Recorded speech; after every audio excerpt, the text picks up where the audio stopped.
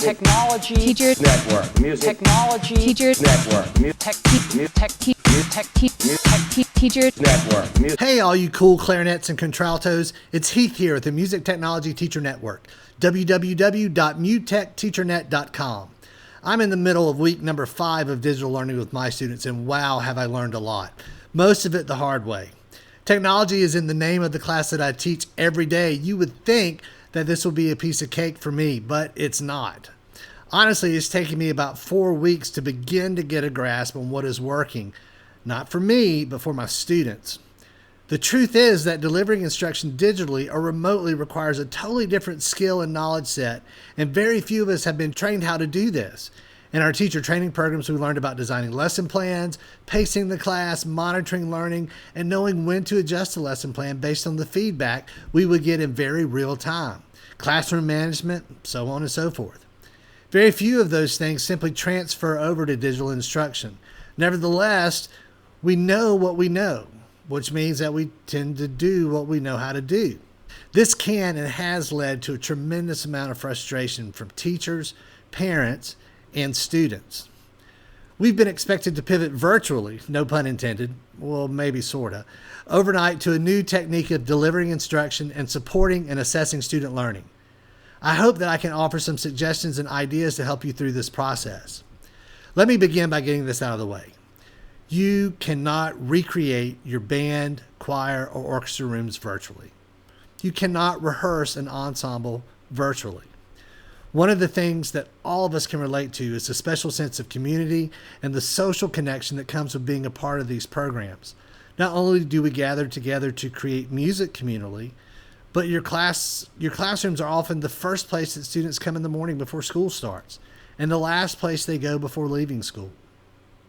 It's not only the place that they come to make music together, but the place that they come to find someone to help them with that calculus homework, or to talk about how awful their lab partner is in chemistry. A place to gather to celebrate, as well as a place to gather during difficult times. I think that there are some things that you can do to foster the community of your program, but it's not going to be generated from trying to simply take what you would normally do in your room and transferring that to the internet. I'm likely going to make a number of general statements that will immediately trigger examples of exceptions in your mind. I acknowledge this. Most of what I will talk about is going to vary by degrees depending on what grade level you're teaching or the skill level of your ensemble. I believe that the number one priority you should have in our current situation is to keep your kids playing their instruments. And one of the key components to keeping them doing this is to keep them engaged. If they are frustrated because what you're asking them to do doesn't work in a virtual setting, or you're loading them down with so much content that they're spending more time working on a choir assignment than their language arts class, then you're going to lose those students and their parents. Okay, so here's the first one. When you are teaching a large ensemble in a heterogeneous setting, the foundation that all other teaching comes from is building ensemble skills. See? Immediately you thought, well, no, it isn't. But hear me out. Do you teach individual skills such as note reading, playing technique, expression? Well, yes, of course, but the context is in that of an ensemble. So most everything that we teach is in reference to the others in the room. Matching tone qualities, balancing by listening to others, you tune by listening to the people around you. In many ways, the motivation or model or measurement, or however you want to quantify it, is how a student compares to their peers. I once had a student who thought that sight reading meant looking at the slide of the trombone player next to him and moving his slide along with his buddy. What I mean is, we know how to teach this way in the context of an ensemble. But this is the one thing that you really can't do virtually. So what can you do? Well, first, I think you have to switch to teaching from the perspective of teaching the ensemble to teaching the individual. You now have to function much more like a private lesson teacher, but your studio is probably, 20 times bigger than any single person could ever teach privately. Classroom management takes on a whole entirely different meaning in this context. So this means that you have to stop thinking about lesson plans in terms of the ensemble. Think about your classes maybe being 3 or 4 or 6 different classes. Now, before you lose your mind, let me explain. In any ensemble, there are going to be specific skills that you want students to develop for their particular instrument. In the case of a band class, this could be narrowed down to, say, brass, woodwind, and percussion. Orchestra could be the high strings of violin and viola and the low strings with the cello and bass. Chorus could be your men's chorus and your women's chorus. You can even get more specific. In a band class, for example, clarinets have to learn how to cross the break. Saxophones need to learn the alternate F sharp fingering. Percussionists need to learn how to do a double stroke roll. So, with that in mind, it's time to get organized. Like sonata allegro form, nothing speeds up the process like a great template. So let's take a look at a model for your weekly lesson plan. You can certainly develop your own model. Mine is just a place to start. So let's take a look at this suggested model. I want you to think about putting together your lesson plans as a week's lesson, rather than an individual have them do something on Monday and then let's do something different on Tuesday. This is going to vary from day to day, but think about this as a week's plan at a time. So the model that I've come up with is made up of 3 parts: what I call daily ensemble workouts, daily small group skill builders, and weekly individual assessments. These are the template that I would use from week to week. So let's take a look at each one of these one at a time. So first, it's the daily large group skills. This part presents an opportunity for you to create engagement and a virtual sense of being in the classroom. These are going to be videos where you're going to record yourself as if you're leading the class. So it should be something that the students are familiar with, like warm-ups, group skills, breathing, long tones, even could be articulation or rhythm studies. But it should be something that's familiar to them. You don't want to be teaching new skills for this. And you're going to video it, and I'm going to give you a demonstration in the next video. But you're going to record yourself as if you are conducting the class at school, which kind of helps to give them a sense of feeling like they're in the band room, even though they really aren't. The other thing is you want this beginning video to be fun, upbeat. You want to think about this as kind of like those exercise videos from the 80s, like Jazzercise or Richard Simmons or Tybo.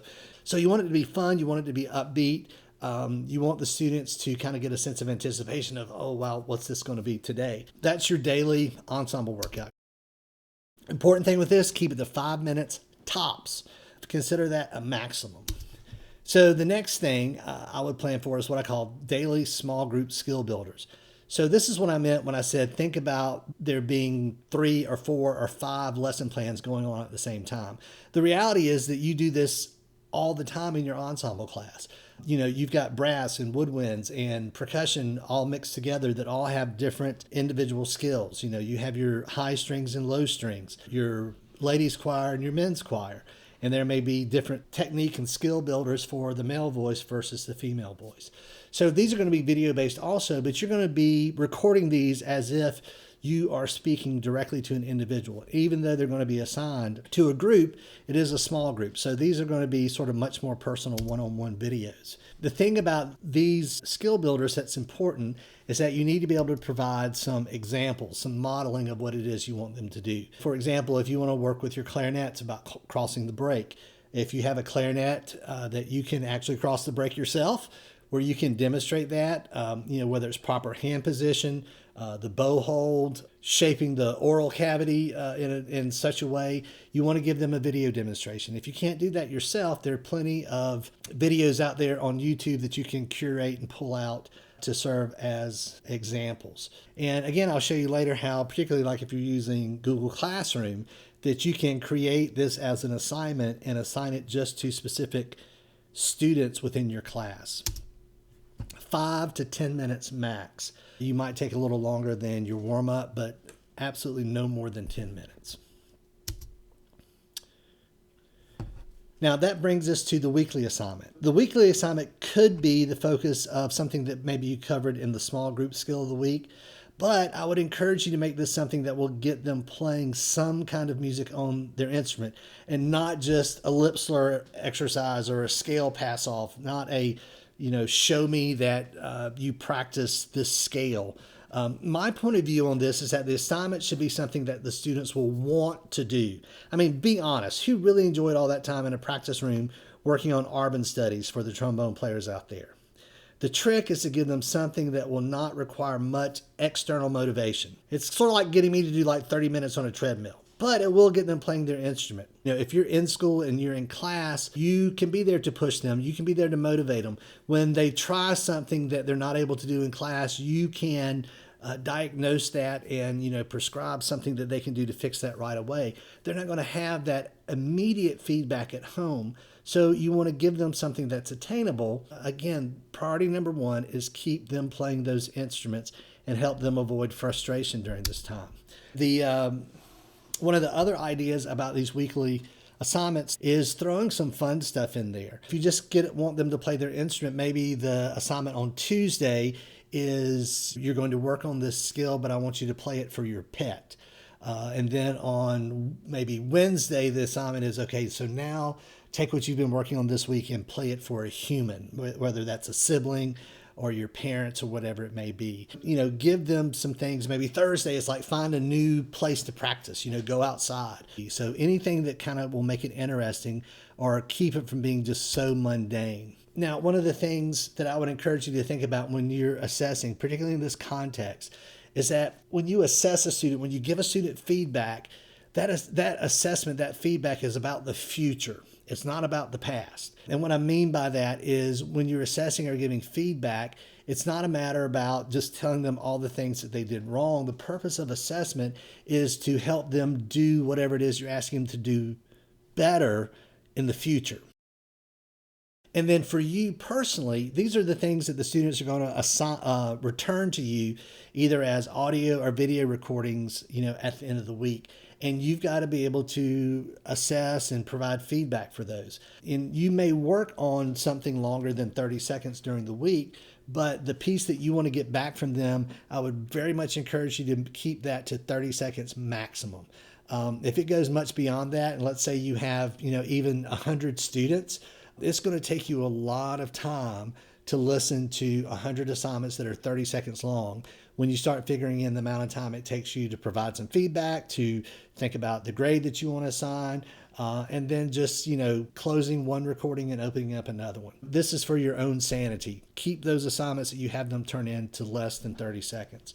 You just need a picture. Again, the main goal through getting through all of this is to just keep them playing their instruments, okay?